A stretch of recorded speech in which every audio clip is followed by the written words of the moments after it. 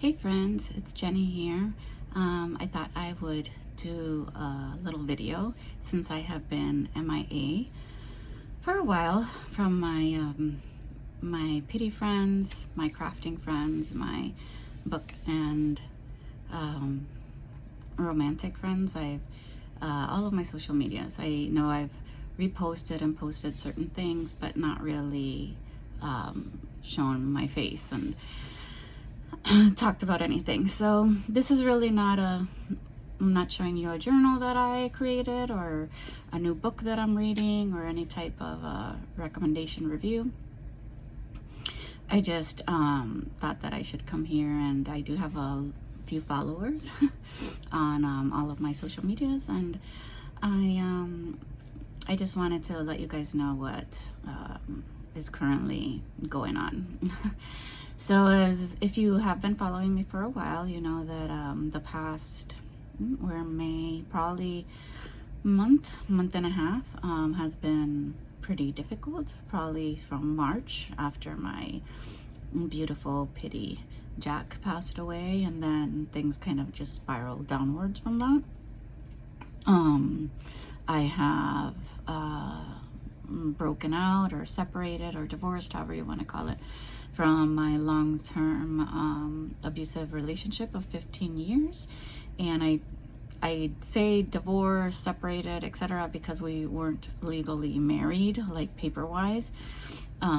We were in a, domestic partnership, lived together for 15 years.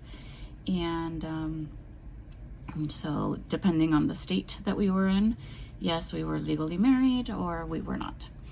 So anyways, it's the same thing. Finances were together, things were bought together, we just didn't have children together. So it was hard, and I am happy that I left that relationship. I am proud of myself.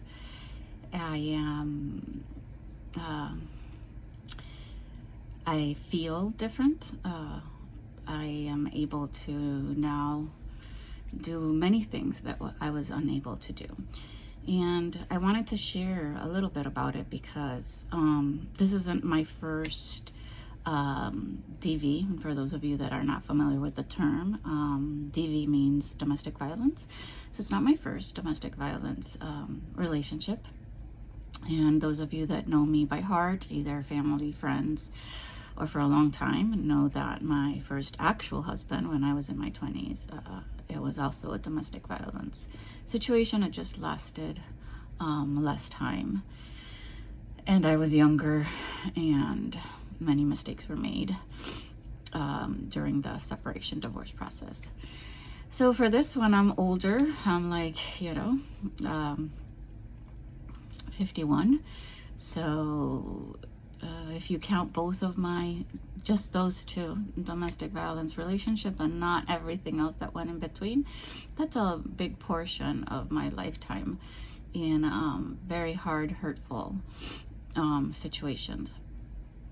So even though I am happy that I left, even though I do not miss my ex, I do not want him back. I don't actually feel nothing for that person. It's not easy, I don't want to say that I got used to the presence, because I didn't. There were so many times where I just wanted that person to go away, or I wanted myself to go away. I didn't want to be in that presence anymore. It was all filled with darkness and negativity and hurt. But when you are, I don't know, I guess my feelings are that now that I'm older, 51, for those of you that don't know, if you don't think that I am, believe me, I am. You might see it more now, because this is me, raw, basic, al natural, no makeup, because I wanted to give you the actual feeling of me. So it's difficult, money-wise, financially, very difficult. Support-wise, very difficult. Being, one thing is learning to love yourself and being alone with yourself and being okay with not having that type of relationship. And another thing is just being lonely, not having someone that you can count on to talk to or to share with, that connection, that emotional connection, which I didn't have with him. For a very long time, probably for years and years and years, but not having someone to connect with, to feel vulnerable with, to share your highs and your ups and your downs and just your thoughts. And if you've ever been in that situation, if you've ever been in a domestic violence situation, if you've ever left a domestic violence situation, if you've ever been heartbroken, and in those first stages, you know that you go through so much. You go through the different stages of grief. And I remember going the first few days that, everything was over, and I left that situation. It was a high. You're like on a high. You're like so happy. You feel like nothing can disturb your peace. And you're just going to be euphoric all the time. And then quietly everything starts to settle. And then you go from that high euphoria and happiness and, oh my God, I did it. I'm so proud of myself, to then, oh my God, this is really happening. And I have to do it all by myself, alone. And I have to pay my bills, and I have to find a way to get out of bed, and I have to find a way to find who I am again without this person that was so narcissistic and nasty and horrible and evil. Who am I now? I'm not the same person that I was in my 20s when I had my first marriage, or my 30s when I was divorced, or even, in my 40s when I was with this man that I just left. So who am I now? Do I even know? Do I even like who I am? Have I even figured it out? So all of these things go through our heads, or at least my head. And then after that comes also the silence. Phone calls stop, messages stop. People just assume that you're out of that really horrible situation. So you're fine, you're okay, you don't need anything. You stop getting the, how are you doing? What do you need? Are you okay? Or people don't even express that. They're like, well, you have a job, you have a place to live, so you're fine. You don't need anything.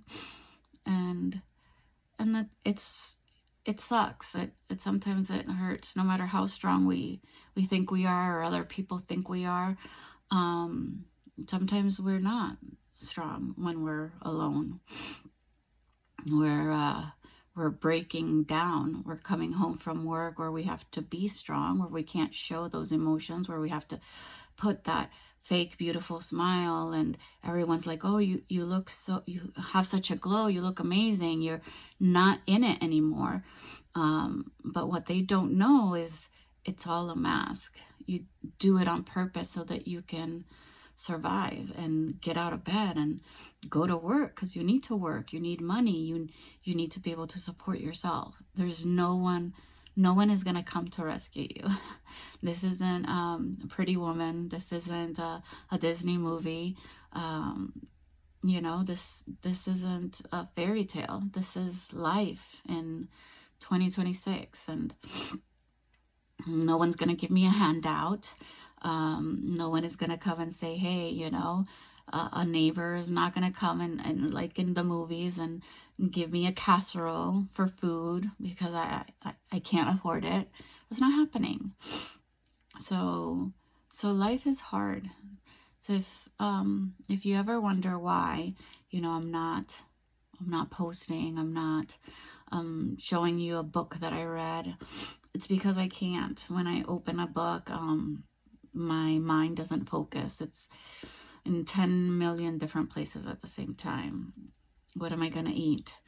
Do I have enough money? Can I pay my car this month? Is it my car or my rent? Can I get out of bed to go to work so that I can pay these things?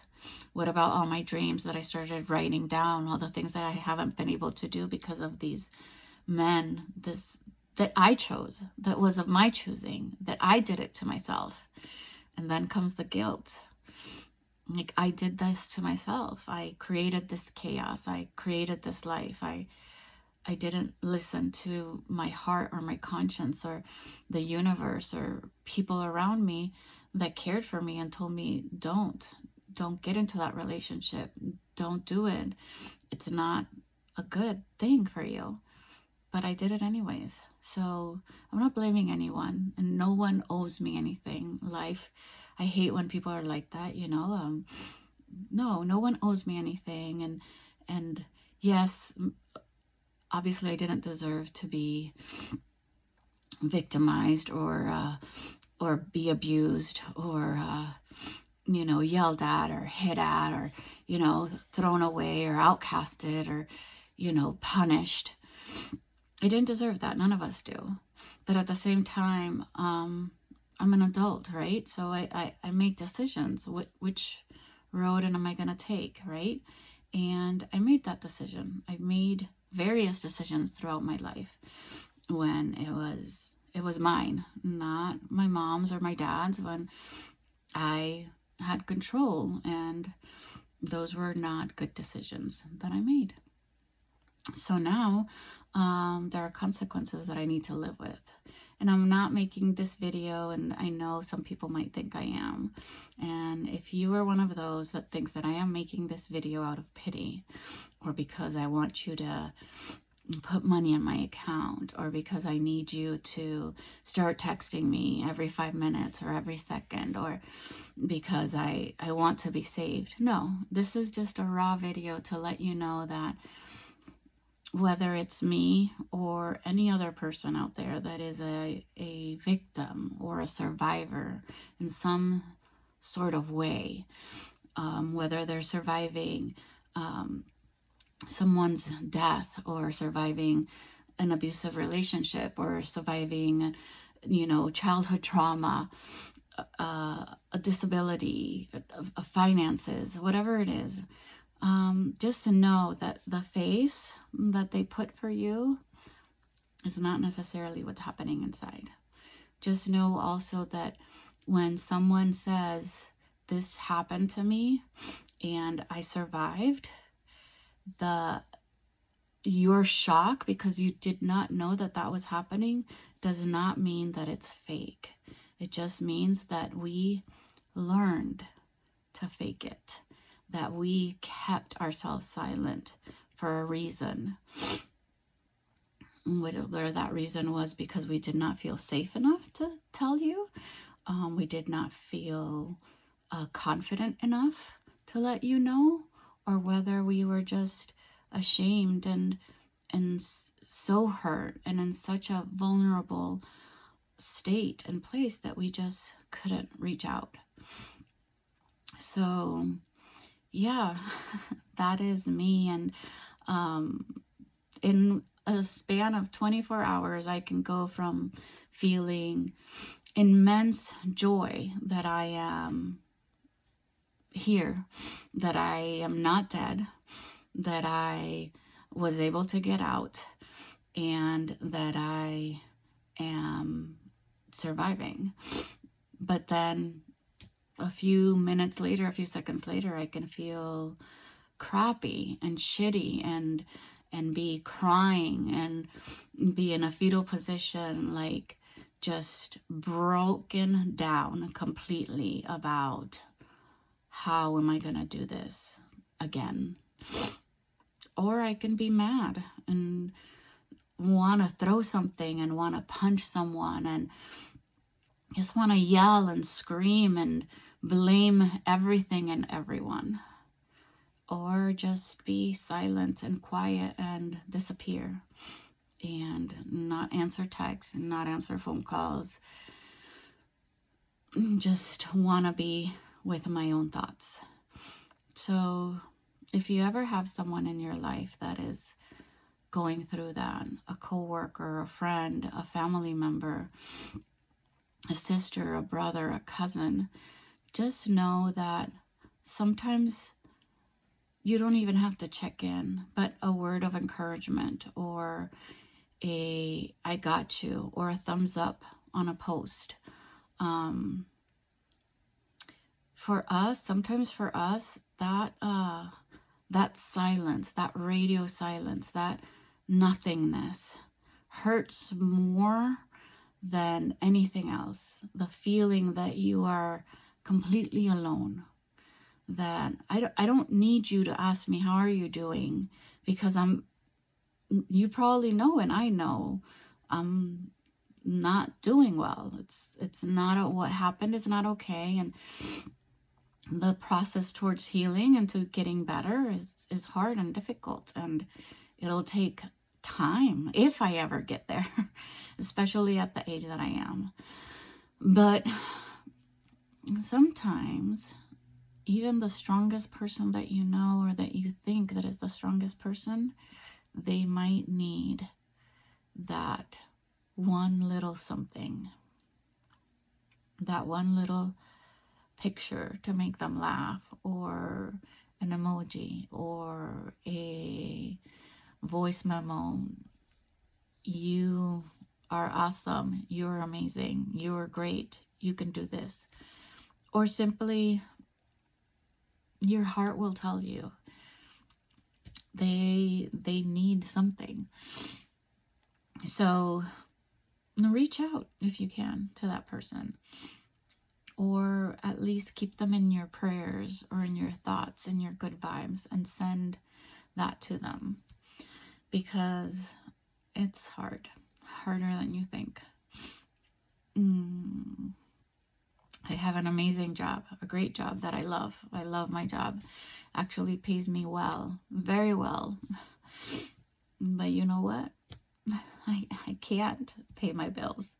Not because I don't have enough money, but because of what happened in the past put me in such a financial bind and burden that I literally have to count the amount of food that I have and how, if it's gonna last. I have to count each and every dollar to see and tell myself, so am I gonna pay my internet, my phone, or am I gonna pay, can I go grocery shopping? And if I can, how much can I buy?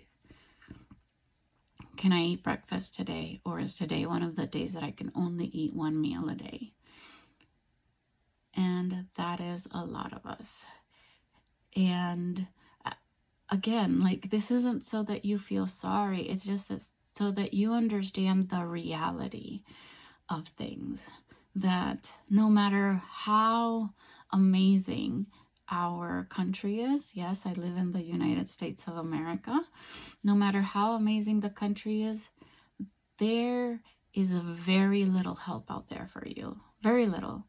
No matter how much, and I'm sure I'll get comments about, well, why don't you, get SNAP or this or that type of help, or why don't you go here, there? Do you know why? Because unfortunately, even though we work and we have money, we don't have enough money to survive our life.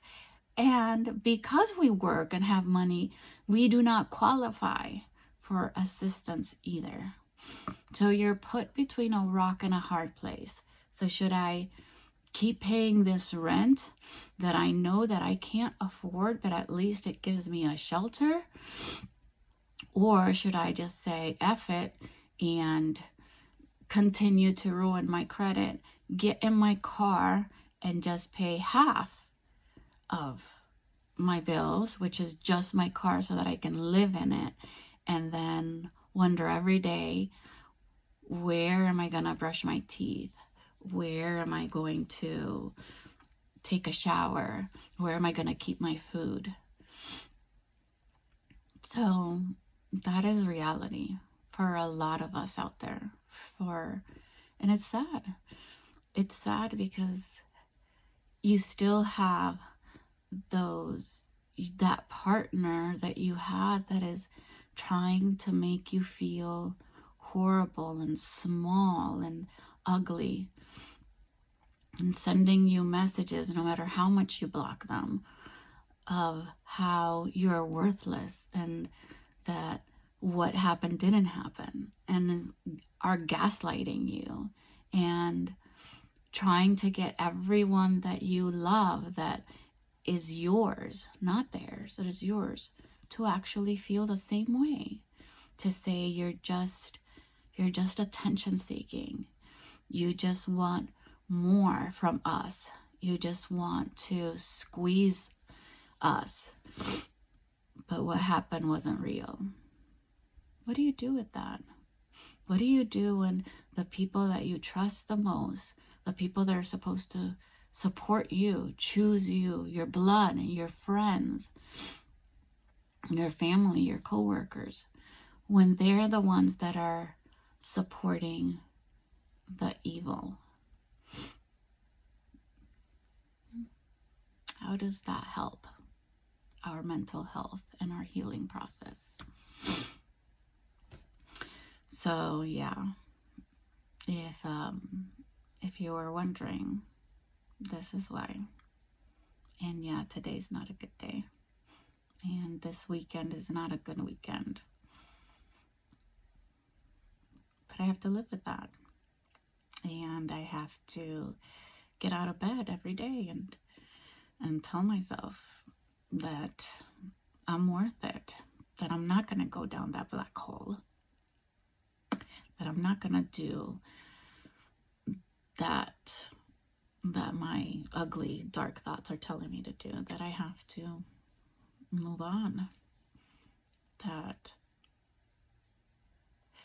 no matter how many people tell me, you are not worth it, you're not it, you're never gonna make it,